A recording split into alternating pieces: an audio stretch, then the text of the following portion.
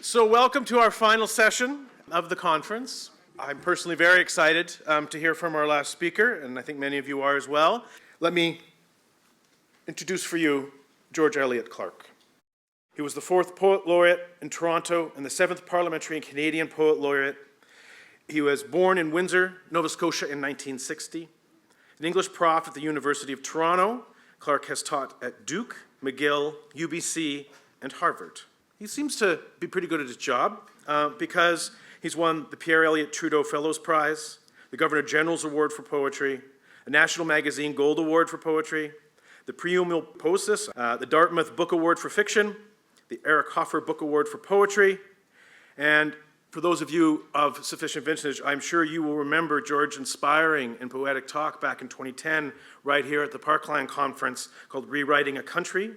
And so we are so thrilled to have him back with us 15 years later to close out our conference. Wow. George.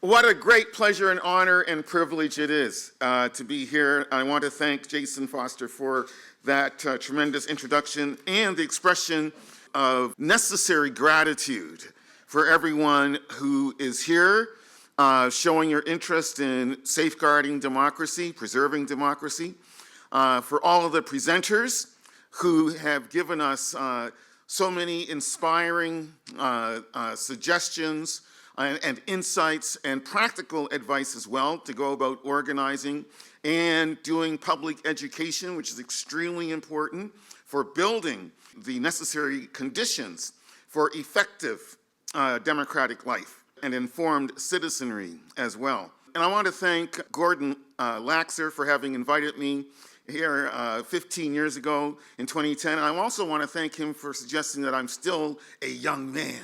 And I look at him and I say what someone else said earlier today, you do not, like you are a day over 60, sir. So I return the compliment to you. And I also want to express my gratitude to the Parkland staff and director, Kayla, with whom I worked by email quite a lot over the last few months, since June actually, and then with Ricardo Acuna as well. And they have both been so dynamic, so charitable, so thoughtful, and pleasant, and calm. So I really need to express my gratitude to them as well. So I'm going to get started, and I'm going to apologize in advance. I had a lot of ideas for what I might want to talk about today. And of course, there's a little preface in the brochure, the conference brochure, which I am going to follow, sort of. But I really feel moved to present myself to you more as a poet than as a professor or as an academic. But I do want to begin by referencing the real purpose of my talk. And it does align with the notion of illiteracy versus democracy. And by illiteracy, I mean particularly historical illiteracy. The failure of many of us, including activists, including even historians, including even political scientists, to recognize the currents of history that we are within, that we live within, that we are swimming against, to continue that Maureen analogy, swimming against the tide, swimming against the current. And we have been doing it specifically in terms of contemporary history for the last 60, 70 years, since the successful democratic revolutions of the 1960s that expanded rights to youth, to people. Economic justice was more on the agenda 60 years ago, 65 years ago, beginning with the advent of that decade. The whole anti-war movement, the beginning of the environmentalist movement as well, coming online. The struggle for indigenous rights, indigenous equality, the dignity of women, feminism, of course, anti-racism. All of these isms were fought for passionately, powerfully, democratically throughout the 1960s into the 1970s, and then something happened. And what happened in the 1970s and in the 1980s was the creeping reclaiming of public space, of neoliberalism, neoliberal ideas, and right behind that, the currents of fascism that are swirling all around us right now. The lesson I take from that as I continue to launch into my poetry reading and my discussion, and my hope to answer some questions later on and to play 2 songs. I'm going to play one of them very soon. But as I continue to begin my presentation this afternoon, I am forced to remember and to call all of us to remember a basic principle of historical struggle, which is it never ends. It never ends. You win victories. And again, we won collectively extremely important victories in the 1960s. I think about the United States. I think about the Voting Rights Act of 1965. That Voting Rights Act, this passage in 1965, that affirmed black power. For all of the discussion, all of the protests, for all of the argumentation around ideology, black nationalism, Marxism, capitalism, et cetera, et cetera, et cetera, what produced black power finally was the ability of people to actually vote, especially in the South. And as soon as they got the right to vote, they voted out all of the segregationists. They voted out all of the negrophobes. They voted out all of the anti-black, anti-progressive people that were sitting in Congress and blocking progress for everybody. They got rid of them. They got rid of the Dixiecrats, all right? They got rid of everybody who they saw as being a block on their economic progress, their social progress, and so on. It was a revolution, a voting rights revolution, a democratic revolution that overthrew the old segregationist South, thanks to the many millions who supported and marched and provided funds as well for the civil rights movement campaigners. Also, it was people power, popular protest that ended the Vietnam War. And that was a great success. People talk about the generation that fought against fascism in Europe and against militarism in Asia as being the greatest generation. That slogan has been used, and that is a righteous slogan. That is a true slogan. It's a good slogan. But there was another great generation, and it was the generation that fought for civil rights, that fought for women's rights, that fought against war, that fought for nuclear disarmament, that fought for environmental protections. That was another great generation. And they need to be celebrated. They need to be remembered as well as those who were our warriors for democracy, our warriors for equality against naked, blunt, terroristic fascism. But in order to honor those activists, in order to honor the sacrifices that they made and the victories that they won for all of us, victories that, in fact, expanded economic opportunity for a lot of marginalized peoples. We need to remember history. We need to remember that the struggle never ends. And as soon as you decide that, okay, we won, we got the victory, it's happening, everything is good, and you disarm, the forces of reaction, like Neil Young says, rust never sleeps. The forces of reaction never sleep. They are always there. They're always ready to come roaring back into power and to reverse and take back all of the gains that the people have made collectively together.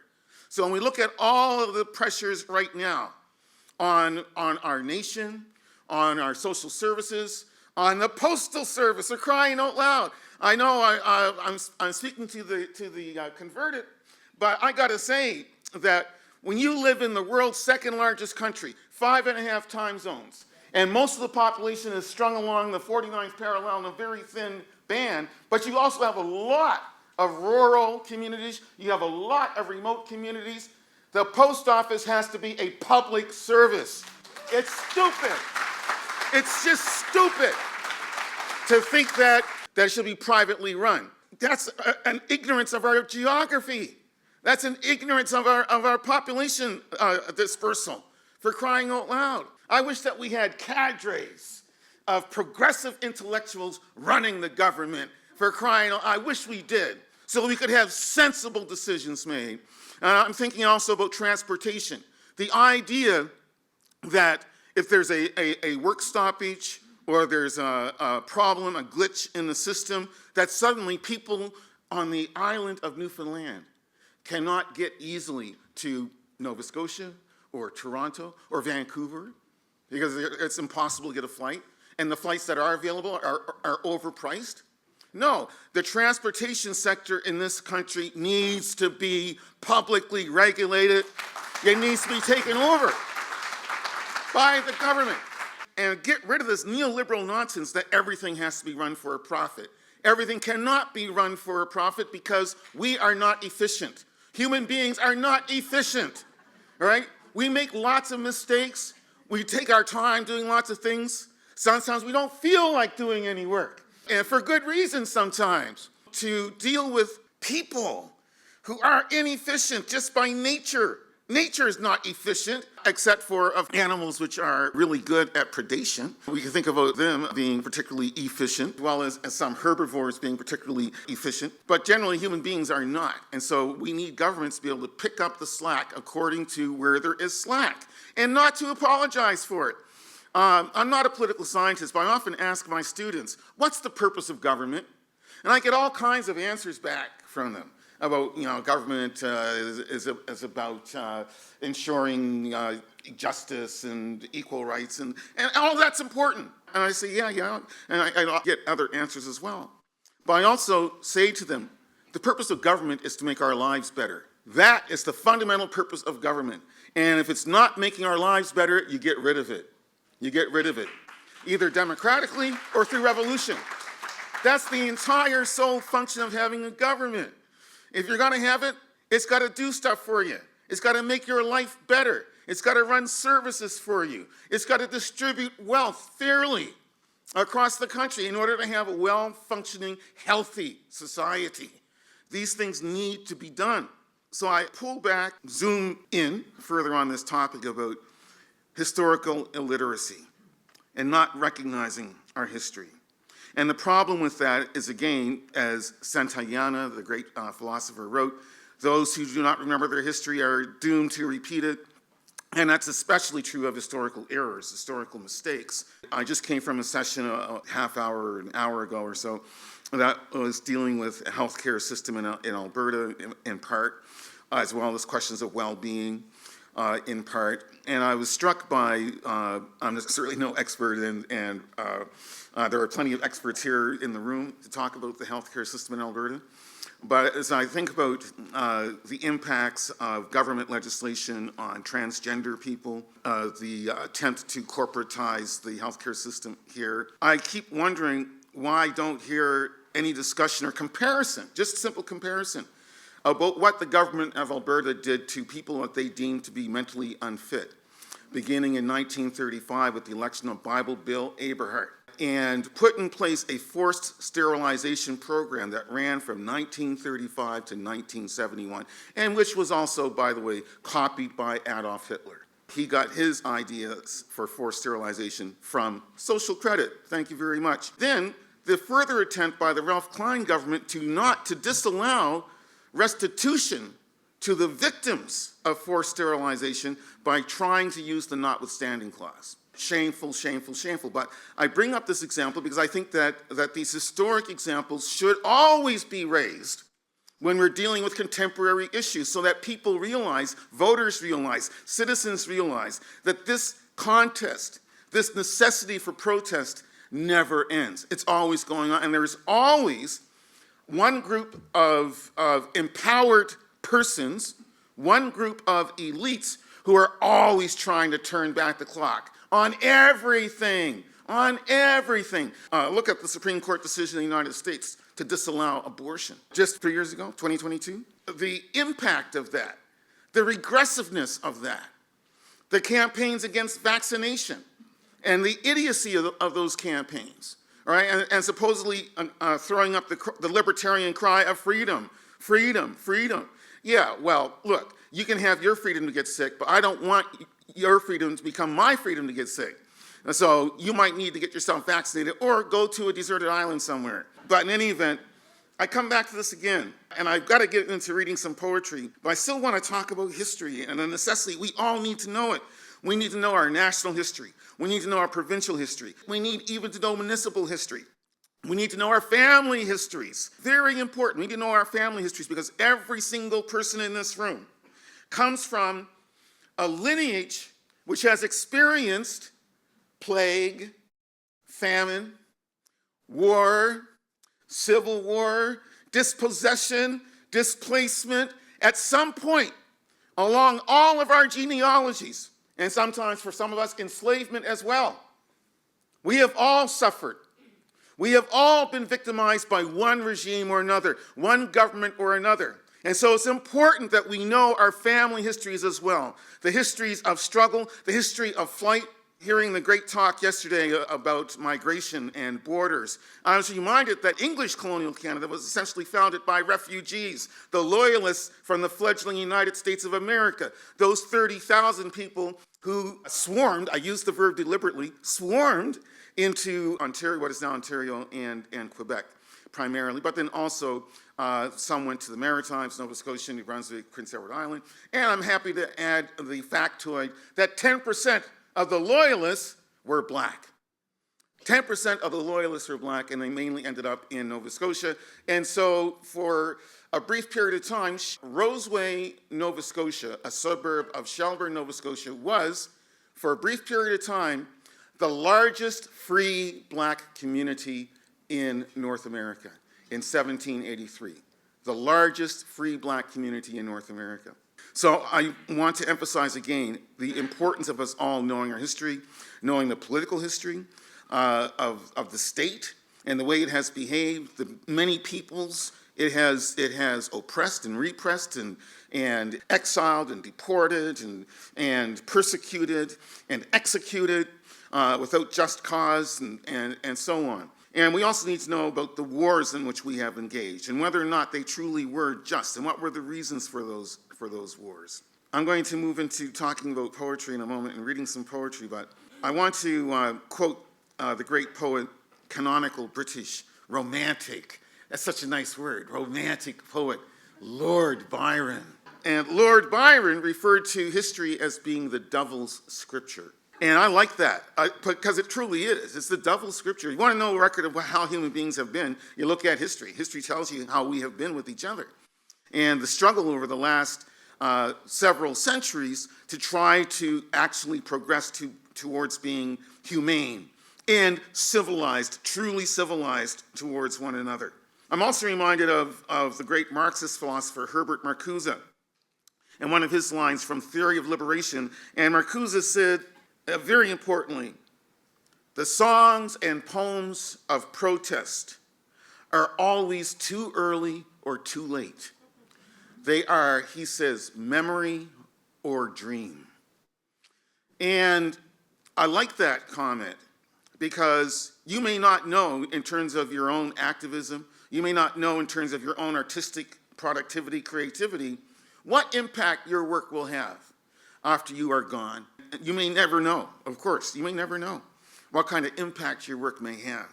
The songs and poems of protest are either too early or too late. But the important point is to create. The answer to reaction, I like this, it's an anagram. The answer to reaction is creation. The answer to reaction is creation. Whenever someone throws reaction at you, you throw creation back at them. That's positive. That's positive momentum. That's forward movement. So when they bring on reaction, you become a creator. You bring back creation, whether that is building some kind of public movement, some kind of protest, or creating art, creating protest art of one sort or another, whether it's writing, whether it's theater, whether it's music, whether it's rap, whether it's spoken word, and so on. We have the capacity to create. We always have the capacity to create. There is no way to stop us from creating. That is the real energy. That is the real power that we have to answer. Because the people who are oppressing us, they are the true illiterates. They are the true poetasters, if I'm pronouncing that word properly. They are the true retrograde personages, and they need to be opposed by ourselves bringing forward our creative powers, which are also powers to create products, power to create and invent instruments that can again improve our lives and create more opportunity for everyone. I also want to quote the poet Ezra Pound, who said about his cantos that an epic is a poem including history. And we must disagree with the ways in which Pound read history. But I do want to agree with and second that idea that our art and our intellectual engagements have to be responsive to history of all sorts, all the time. And I'm reminded also now, I've got to quote Foucault all of a sudden. He comes back to mind. He gave an important interview back in 1968 in French. And it was in reaction to, we heard a little bit in a session earlier today about the Timothy Snyder writing about the Maidan Revolution in Ukraine. And I was reminded about a similar revolution that did not end with repression by the state. And that was the almost revolution in France in May 1968. And it boggles my mind that many of us do not know about that moment when the French, and by French I mean mainly students and workers basically withheld their labor from the state for a whole month. The whole month of May 1968, France stopped functioning as a liberal democratic state. It became a people's state, peacefully, after the police were fought off by students and workers through barricades and so on, in Paris especially. And very few people died. Very few people died. And there was a month of essentially freedom that was popularly regulated. And I think it's one of those historical incidents that we need to remember as a harbinger of the kind of society that we can actually establish, that we can actually have. But I think it's, again, important to know that history. But to come back to Foucault, because of the fact is that after that month of people's democracy in France, de Gaulle, who was president of France at the time, Charles de Gaulle, left the country and went to Germany, to a French army base in Germany. His plan was to raise troops and invade his own country in order to put down this popular uprising, I guess you might want to call it, against the state, against the government. But he decided against it, and instead he went on television on May 30th and addressed the French people and said, "Go back to work."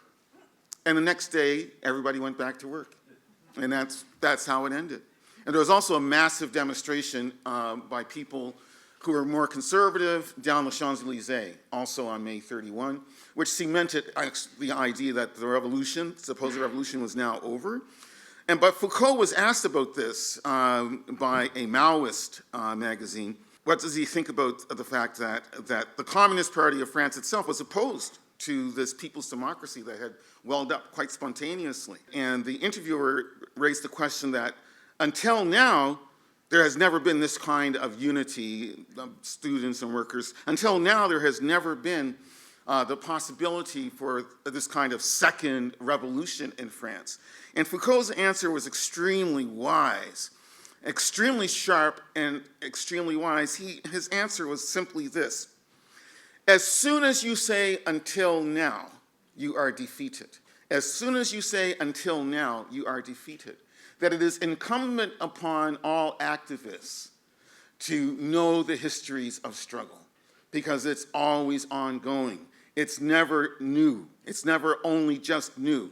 It has deep roots in other struggles that have happened perhaps long before, but that need to be remembered. And that iconography needs to be remembered. I was speaking yesterday to an audience in Halifax about George Grant's Lament for a Nation. And I was reminded, I was a child at the time, I was 10 when the Guess Who released American Woman. You know, there I am, I'm dating myself quite clearly. But that's a long way of saying that I was also influenced by the English-Canadian nationalism of that time, of the late 60s, early 70s, and the anti-Americanism as well. And I remember that there were bumper stickers in Halifax, and I guess probably all across the country, where people would say, or the bumper stickers read, U.S., out of North America. And I thought, oh yeah, it's still a good idea, actually. And having said that, I'm going to segue now into play a piece of music for you, which is also a found poem, although I shouldn't dignify it as being a found poem. And I'll tell you what it's all about. It's a letter from the Department of Indian Affairs. And some of you might know about this letter already. It was issued in 1921 to Indian agents across the country. I'm giving you the vocals in the piece. Nicole Joy Fraser is backing the vocals, and she's also operating the hand drum. There's 2 electric guitars that you will hear, and one is being played by Karen J. Ashton, and the other electric guitar is being played by Sid Amin. This recording appears on the Afro-Métis Nation second CD, which is called Anthem, and we're just released January 10 electronically, and you can find the music. It's all free, and it was released as an actual CD as of August 1st this year. But just a little bit more about the letter, and I will give you a trigger warning. It's a very racist letter, which is exactly why I decided that it should be heard as a matter of historical documentation. So this letter documents a bureaucratic engineered effort at cultural genocide. Vivian White, who lived from 1925 to 2016, preserved this damning letter. And her children, Chris and Sheila White, thought it vital that the Afro-Métis Nation record it for Anthem. And so this is the first literary piece that you will be receiving from me this afternoon.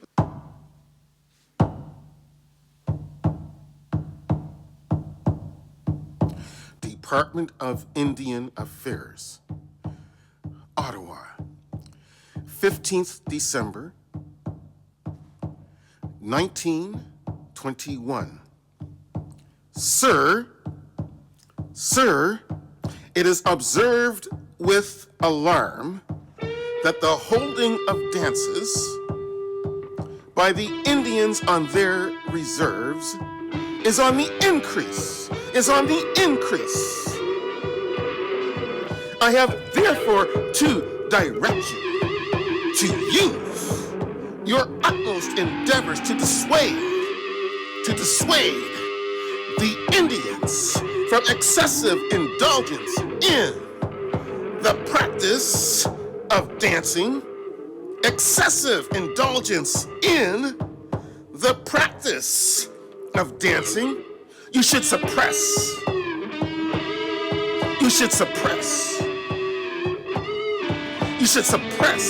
any dances which cause waste of time, interfere with the occupations of the Indians, unsettle them for serious work,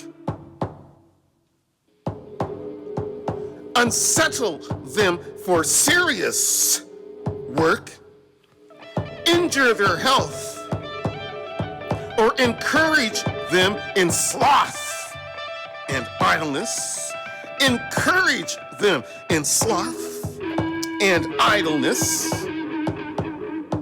You should suppress. You should also dissuade, and if possible, prevent them from leaving their reserves, when their absence would result in their own farming and other interests being neglected. It is realized that reasonable amusement and recreation should be enjoyed by Indians,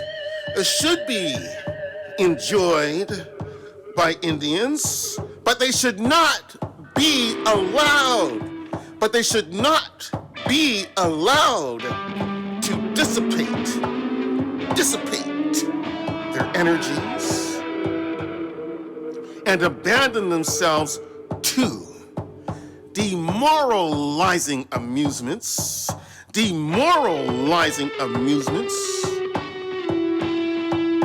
You should suppress. You should dissuade. You should dissuade by the use of tact and firmness. You can obtain control and keep it. By the use of tact and firmness, you can obtain control and keep it. And this obstacle to continued progress will then disappear. The rooms, halls, or other places in which Indians congregate should be under constant inspection. The rooms, halls, or other places in which Indians congregate should be under constant inspection.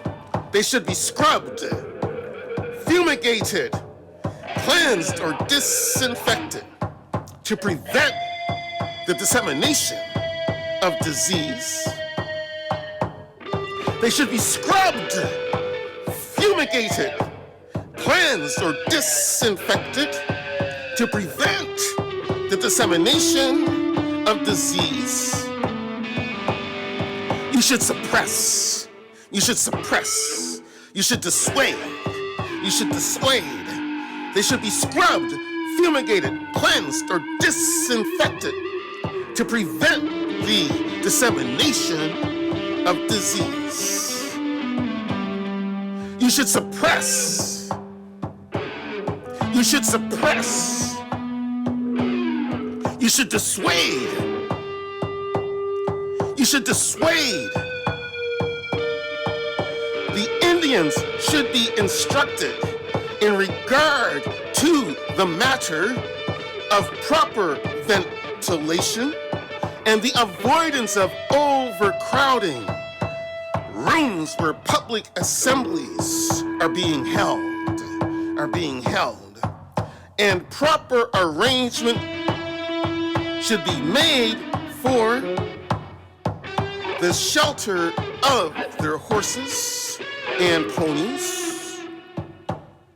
They should be scrubbed, fumigated, cleansed, or disinfected to prevent the dissemination of disease. You should dissuade. You should suppress. It is observed with alarm that the holding of dances by the Indians on their reserves is on the increase. Is on the increase. You should suppress. You should dissuade. They should be scrubbed, fumigated, cleansed, or disinfected to prevent the dissemination of disease,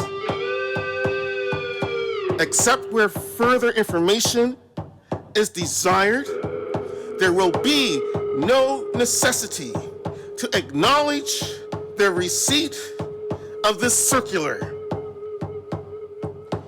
Deputy Superintendent General, Department of Indian Affairs, it is observed with alarm that the holding of dances by the Indians on their reserves is on the increase, is on the increase, is on the increase, is on the increase, is on the increase, is on the increase, is on the increase, is on the increase, is on the increase.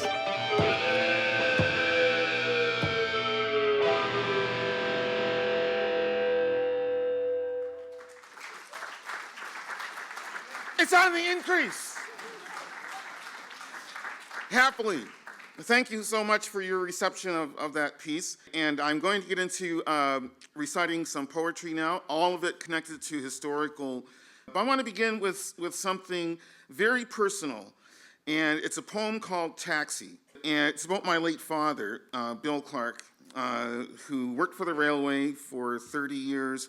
And then for the last 20 years of his life was a taxi driver in Halifax. Back in 2007, he died in 2005. I had a reading at a library in Halifax. Two women approached me at the end of the reading told me the story, which is the center of this poem, that my father had driven them from the airport to downtown Halifax, to the South End, which happens to be the more middle class, upper middle class, even upper class section of Halifax, peninsular Halifax. And on the occasion of the drive, he mentioned to his fare that he had a son who was a poet.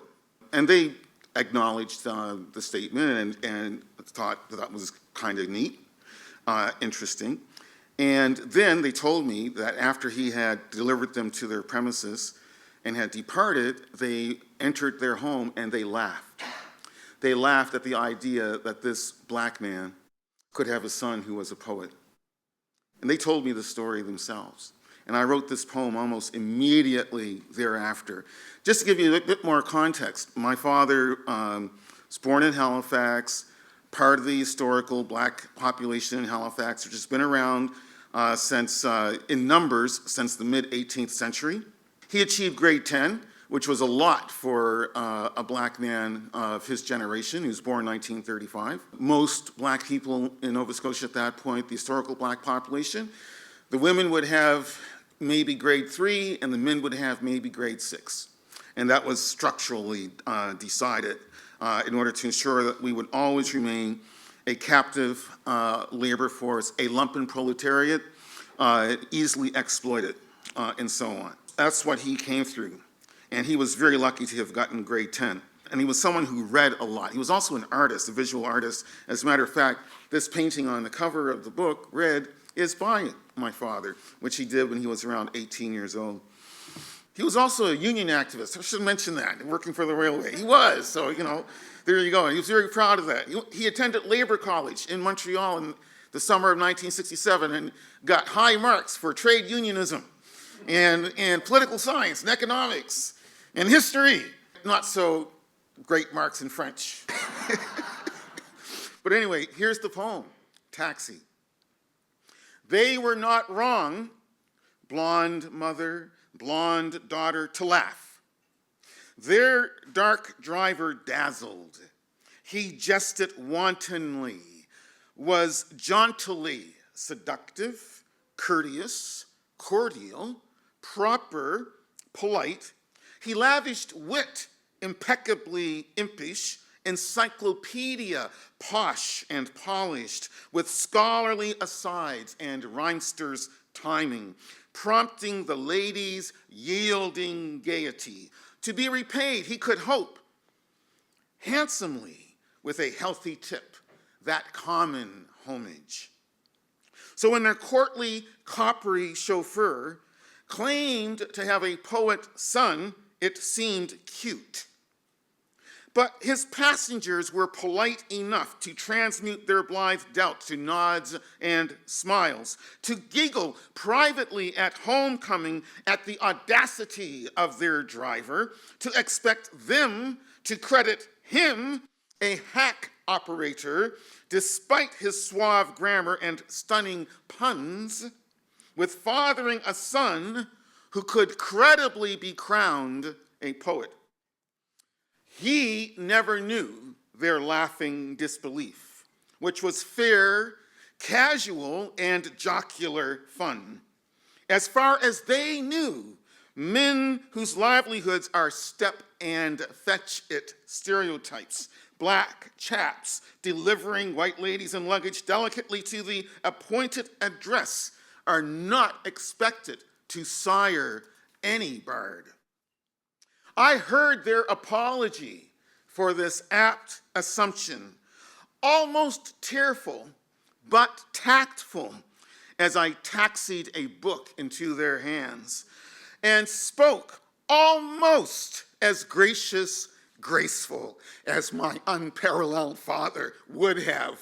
I move on to another poem that deals with essentially ignorance of Black Canadian history. It's a poem that was actually requested by the Art Gallery of Ontario. I was invited to tour the art gallery, look at all the paintings, and write a poem that they would then put on their website about a particular piece of art. So I did that, and I came across a painting by a white Ontario painter known as Alma Duncan. Alma Duncan painted this portrait in 1940, and she gave it the title of Young Black Girl. That's her title for the painting. So the poem is going to describe for you the painting and also the history that went into the making of that painting. Looking at Alma Duncan's Young Black Girl from 1940.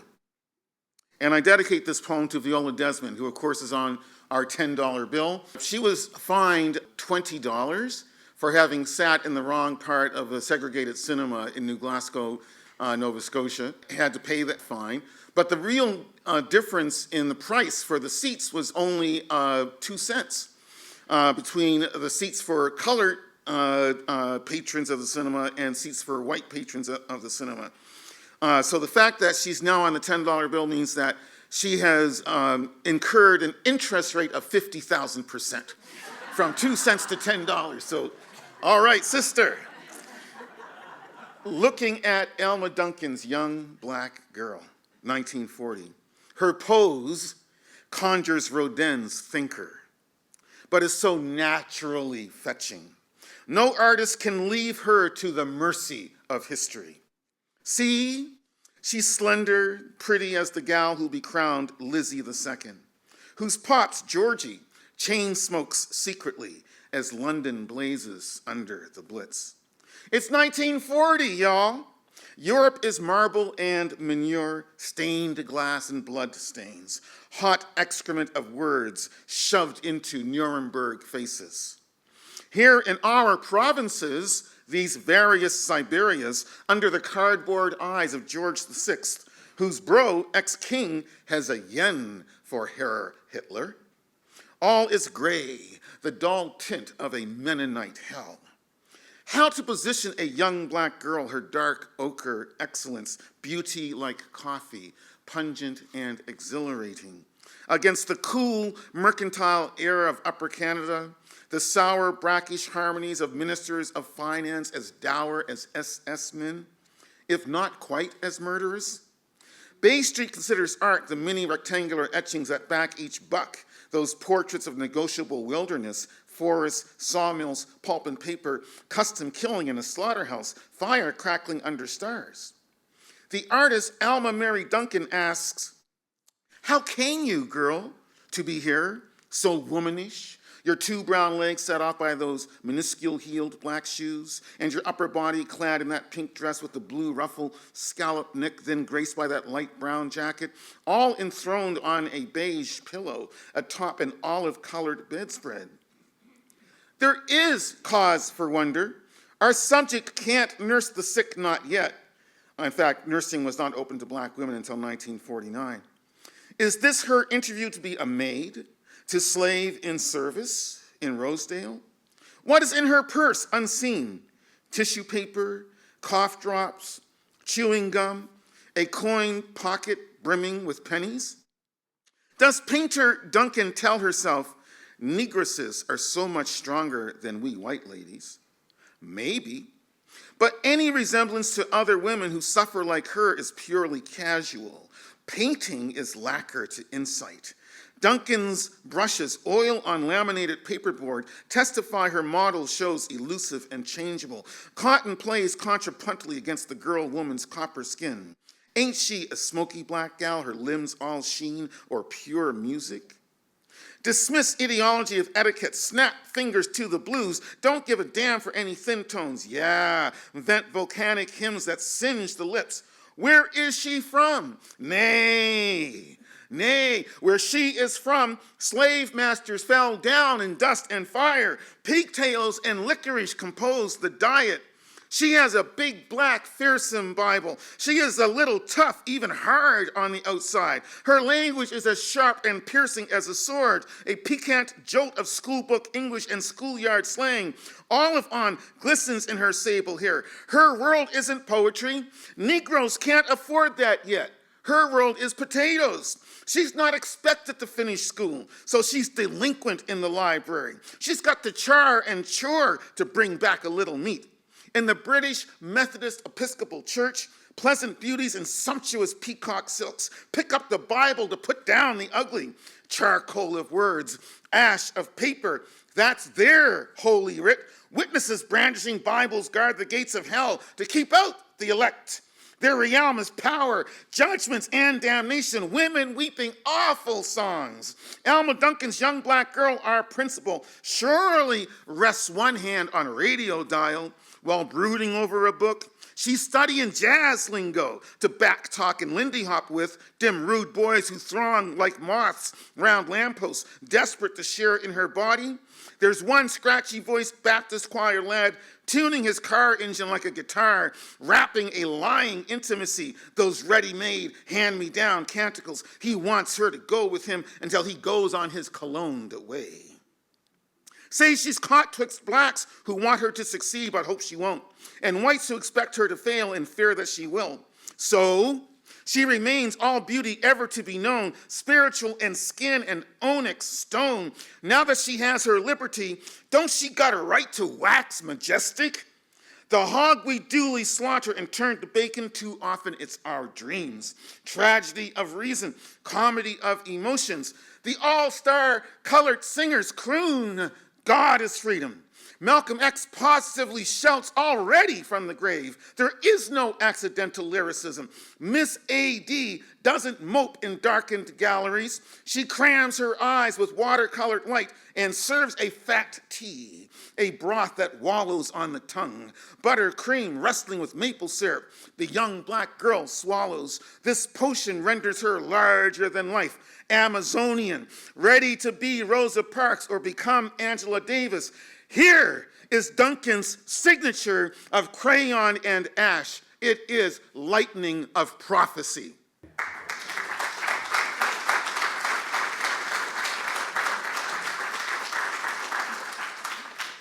I'll read something just a little bit lighter, and it's about a visit to Parliament Hill in the early thousands, and the title, it speaks for itself, Parliamentary Statuary, Viewed West to East.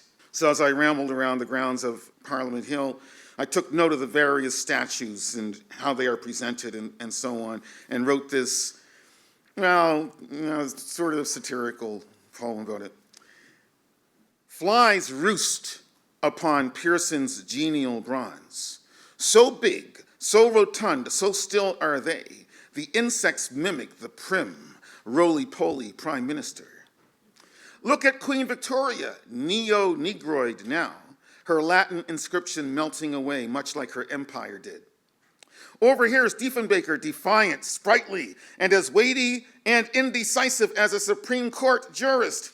In 1975, his blue eyes carved into my brown eyes while I stabbed pink salmon in the Parliamentary restaurant. That was a school trip to Ottawa, and that encounter did happen.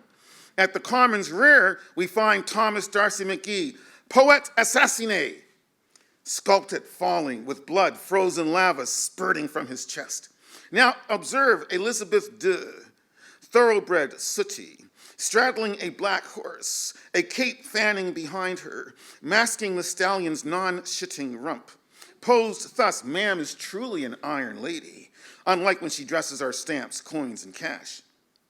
Sir John A. Macdonald towers or totters. One hand grips glassless spectacles. No wonder his eyes goggle, blare, alcoholic.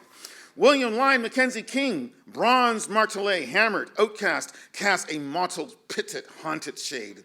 Though his face glares razor smooth, as arch and as severe as fascist architecture. Finally, catch Wilfrid Laurier peeping Uncle Tom, peeking into the Chateau Laurier's careless bridal suites. Unparliamentary. Thank you.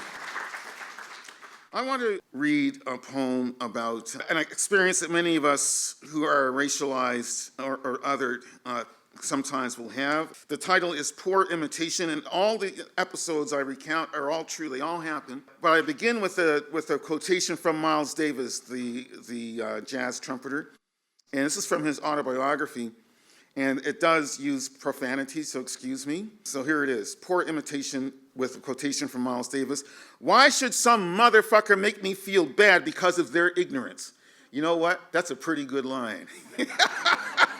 Why should some motherfucker make me feel bad because of their ignorance? Got to say it right. So here it is. In Quebec, a snow-haired, sand-faced man points at my sandaled feet and asks, "Do you speak Arabic?" I answer, no. He holds up a plastic bag, says, "Shoes," then singles out my Pied Noir again. In South Carolina, at a roadside diner, the blonde waitress guesses I am Japanese, or Filipino, or Brazilian, or Chinese. In Istanbul, I am Malaysian. In Havana, I am ecstatically Cuban, though my Spanish sounds English word for word. In Canada, I am comfortably American in every cafe, but suspiciously Arab at every airport. Among African Americans, I am African American, okay? But my accent's weird.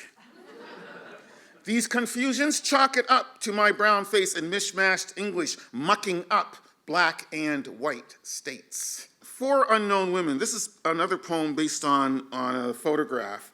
A photograph this time and not a painting, but it's a real photograph, and it's actually in the public archives of the city of Toronto, for whatever reasons, probably because the photographer came from Toronto or the paper simply got deposited in the city archives. The title, For Unknown Women, refers to this photograph of 4 black women dressed for winter, because it's December 1917, and they are walking down a snow-covered road from a scene of absolute wreckage and ruin behind them.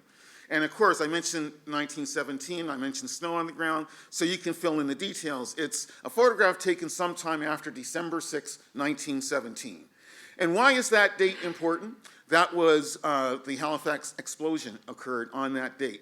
And Africville, where these women were from, was right beside where the 2 ships collided in the Narrows in Halifax Harbor. The Emo, which was a Belgian relief vessel, and the Mont Blanc, which was a munitions ship, fully loaded with lots of benzene and oil and TNT and lots of other explosive materials. And when it detonated, it went off at 9:06 a.m., December 6, 1917, it was a Thursday morning, bright and sunny.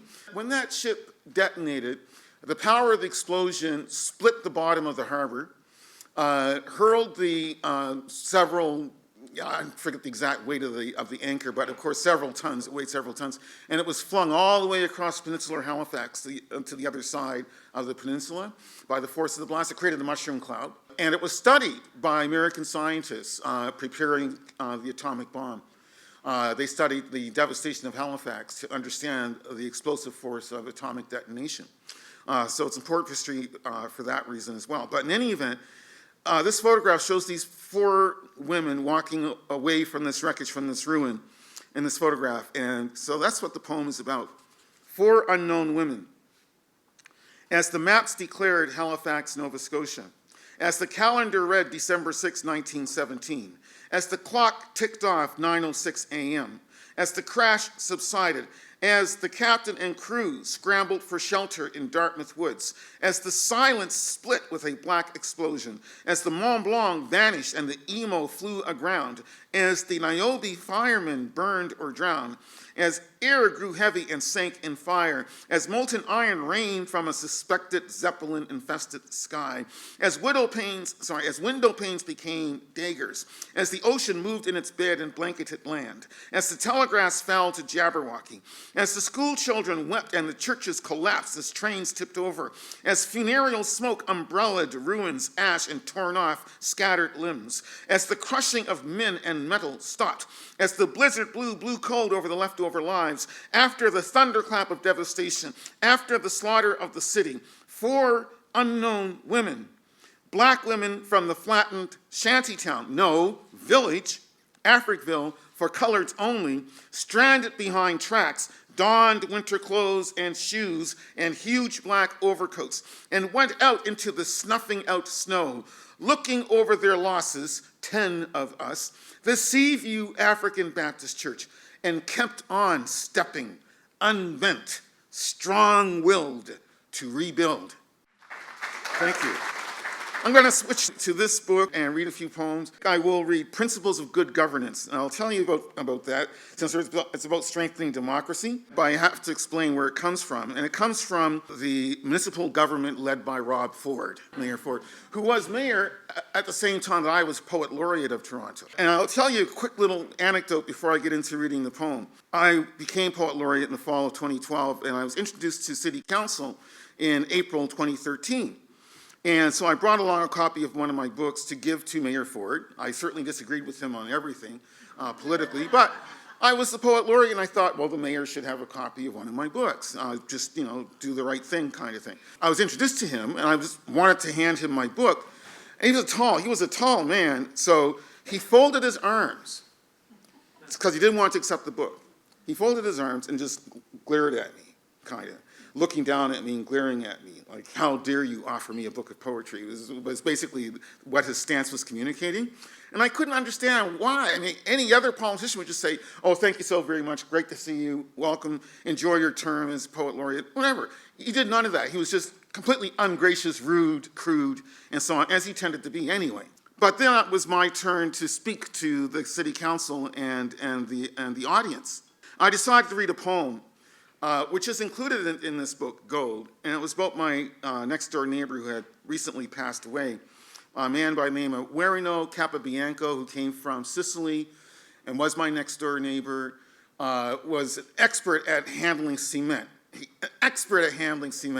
and also vineyards. He made a vineyard for me in my backyard, for crying out loud. That's the kind of guy he was. And of course, he'd always bring over a bottle of homemade wine, and just wonderful, wonderful guy. So I wrote this poem about him being an immigrant and coming to Toronto, helping to build Toronto, the subway system, skyscrapers, etc., in the 1950s. And I looked out over the audience, and I saw, and then I understood why Mayor Ford had not wanted to accept the book, because the audience facing me was full of athletes, amateur athletes, hockey players, soccer players, probably football players, probably basketball players too. And Mayor Ford, being the kind of uncertain of his sex person that he was, decided that he could not be seen, being a macho man, he could not be seen by the athletes in the audience accepting a book of poetry. It's just not going to happen, right? So now I understood why he had been so rude and so ungracious. But I read the poem, and I got a standing ovation from everybody, including the athletes. Everybody stood up. And Mayor Ford stood up and applauded. And at that point, I went over and handed him my book. And that was that.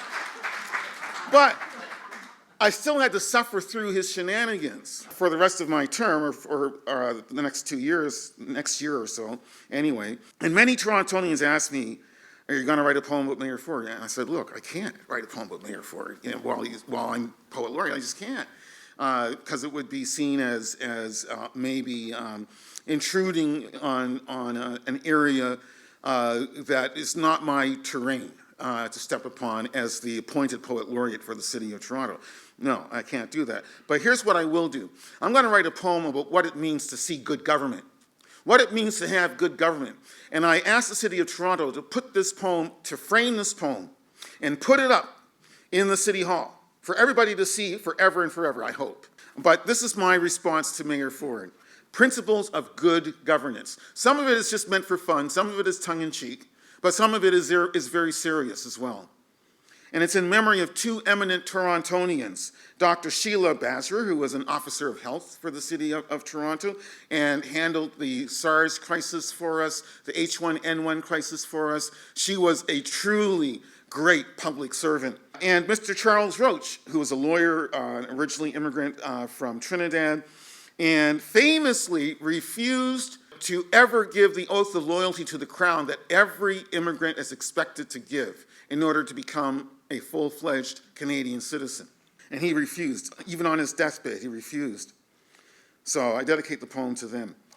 First of all, educate the electorate. Illiteracy rots democracy. There, I finally got to it. Equality. Find schools, find teachers in every district. The citadel of reason, the library. Quote scripture, cite history, recite poetry. Do not plague the people by shouting drivel. Do not demonize opponents. Do not mislead or confuse. Produce facts. Honesty is state treasure.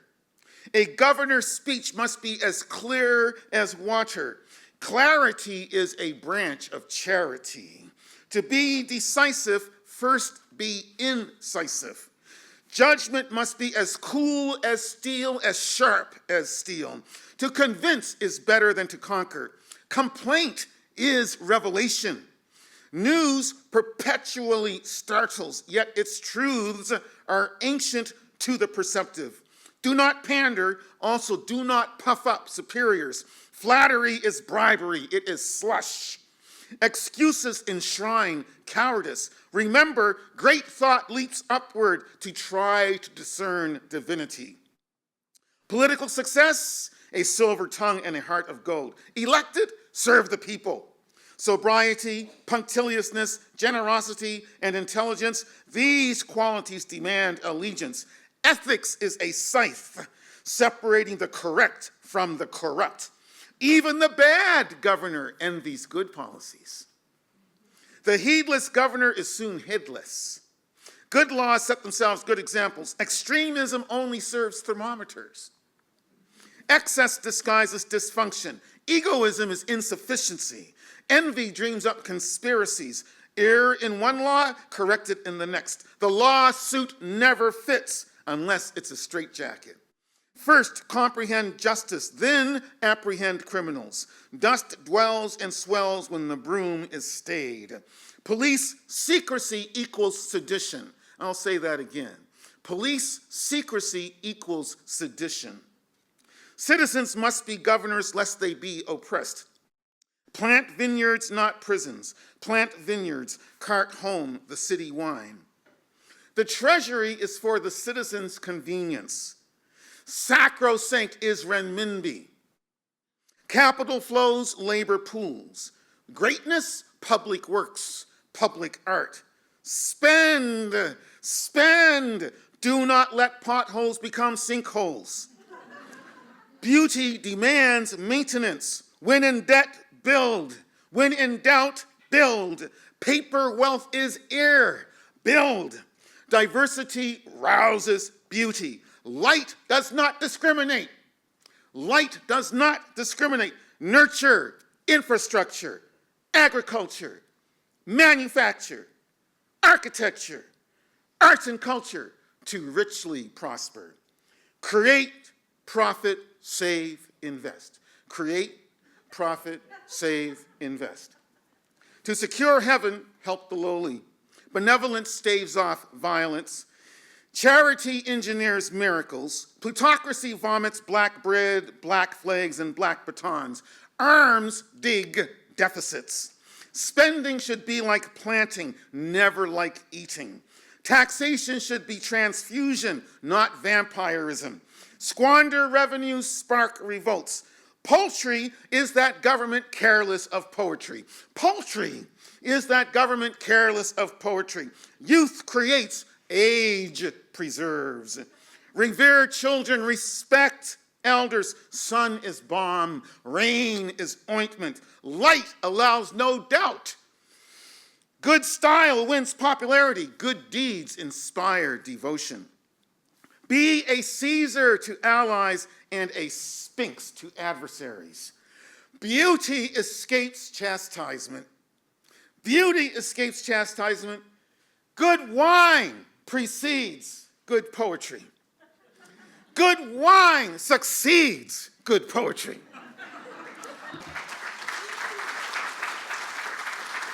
I know that the time is running down on the clock, but I did offer to answer a couple of questions. The one question I would have is, who do you look to as the greats for poetry? Who do you draw your inspiration from? I'll start with Ezra Pound. I'll move from Ezra Pound. I'm looking at my home library right now, and I'm going down the shelves, and I see Derek Walcott as being extremely important. Still going down the shelves, I see a shelf full of Bob Dylan, of all sorts, interviews, the songs, the novel, not the novel, the novel, yeah, Tarantula, and memoirs and so on, Chronicles 1 and 2. And then in translation, Pushkin, Alexander Pushkin, because he was a black poet and the greatest Russian writer, I like to point out. In fact, I've got a poem about Pushkin in this book. And I got a poem about Pushkin in this book. So he's very much on my mind all the time. Another figure who looms large for me is Malcolm X. Not a poet, of course, but what I loved about Malcolm X, and I can tell you what I didn't like about Malcolm X, and I can say it very simply, he was sexist, chauvinist, anti-Semitic at times, homophobic. So there are lots of things to not like about Malcolm X. But there are also things to like about Malcolm X. And what I liked about him, and partly as a black man, and partly especially when I was a young black man, is his defiance, his pride, his interest in research, his interest in delving deep into history, the fact that he was an autodidact, self-taught, like my father was, to a large extent, was very impressive to me. And I've always thought that that's the model for an intellectual. And if you look at the great Palestinian thinker, literary critic, musicologist, Edward Said, the book I'm thinking of is, I've got the book title right there, that is Representations of the Intellectual. And he has a section on Malcolm X in that book, about Malcolm X's importance as a public intellectual.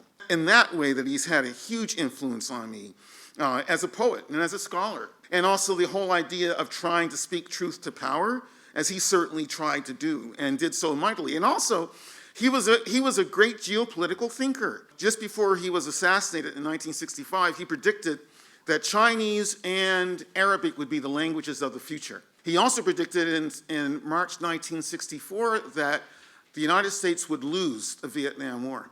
He was one of the first public figures in the United States to come out against the Vietnam War. And he did so again in a speech in March 1964. And there wasn't really any other serious public figure to come out against that war until 1965, well into 1965 in the United States. And then you think about it, Martin Luther King Jr. did not come out against the war until December 1967. Yeah, a lot of things to be said against Malcolm X, but also we have to understand what a difference he made for struggling communities in terms of decolonization, in terms of anti-imperialism, which was always part of his analysis, along with the anti-racism and so on. So these are the chief persons in my home library, but I also have a lot of room for a lot of Canadian writers, of course, a lot of Canadian poets. John Thompson comes to mind right away, the inventor of the ghazal, or ghazal, for our time, basically, and extremely influential as a poet. Michael Ondaatje, of course, and Dion Brand, and Emna Raisey Phillip. The list is practically endless, but, you know, I'm at that point in my life when I will soon have to declutter, if I have an opportunity to do that, and I know what books are coming back to Nova Scotia with me, and which ones are not going to be going back to Nova Scotia with me, right? So I'm not going to try and go through the whole list right now, but the ones I named, they'll be coming home with me. From A Day in the Life of Herbert Marcuse in the 1960s, which of the following three scenarios did he feel the most joy? A, putting down Republican reporters harassing him at San Diego State. B, a room full of acolyte graduate students just wanting to talk to him all the time. 3, crawling around on the floor of a home with small children. Oh, wow, that's a great image. You know it's going to have to be number 3. It has to be number 3. But I thought you were going to mention Eros and Civilization as maybe one of the works that he would be particularly wanting to be recognized for. And I do have one song, it's 3 minutes long, that I'd love to play to conclude my presentation. It's also from Anthem, and it's a song I wrote with my cousin Sugar Plum Croxon from 3 Mile Plains, Nova Scotia. The song is all about him. He sent me a tune, and he said, "Georgie, put words to this." And I said, okay. And I thought about his life. He spent 30 years as a kind of like traveling musician on the road. Didn't have a place to live. Was always playing gigs from town to town to town. He's probably in Edmonton. In fact, he was in Edmonton because he recorded an album here.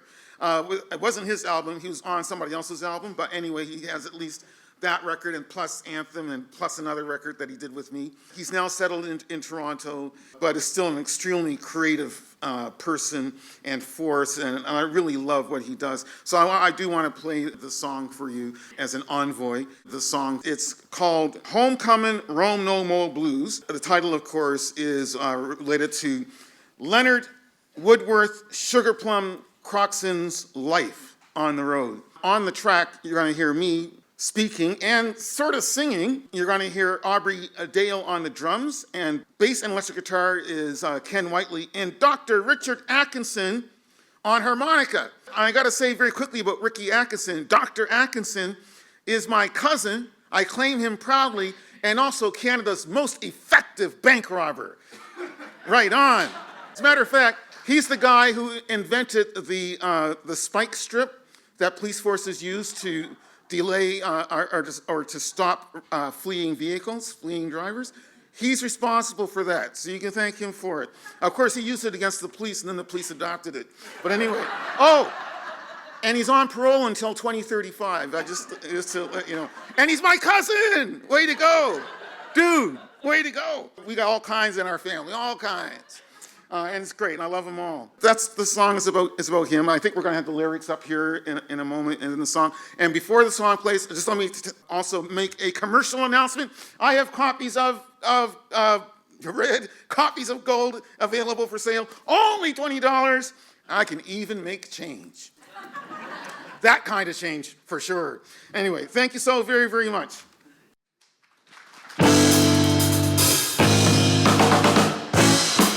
Need a splinter of splendor, moolah to burn all winter. Woo, keep me warm in style. Stop flopping in used car lots. Quit thumbing rides, learn to waltz. Yeah, make my mama smile. Been too long wandering through squalls, gales, thundering. Way too long I roam. Been too long wandering, bar to bar, wondering. Gotta get home. Got my guitar to feed me, though my strumming do lead me down one way dead ends. My blues make my tense strings bleed. A good woman's who I need. Dump, hunt, bed, hoppin' friends.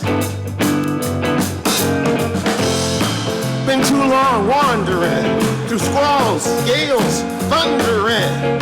Way too long I roam. Too long wandering, bar to bar, wondering. Gotta get home. The bottle's been the rival of each dive's take-home Bible. Yeah, gulp, chapter and verse. I've been to church, snoozed in pews, took bread and wine, then strong booze. My blues can't get worse.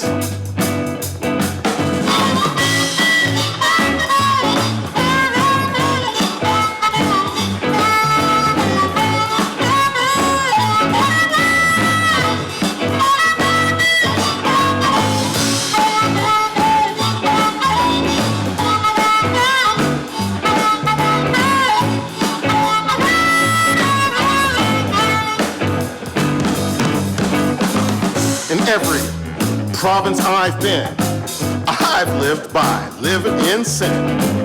Just could never settle down. A dozen daughters, coast to coast. Up north too, but I don't boast. Oh, close to them I've grown. Been too long wandering through squalls, gales, thundering. Way long I roam.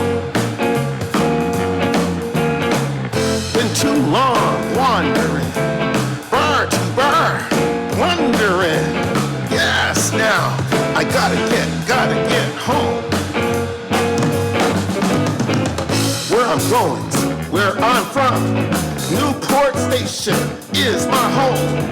Green Street, yes, Windsor Plains. Nova Scotia's where I'll roam. My axe, bright white, Dover chrome. Let loose, soothe my pains.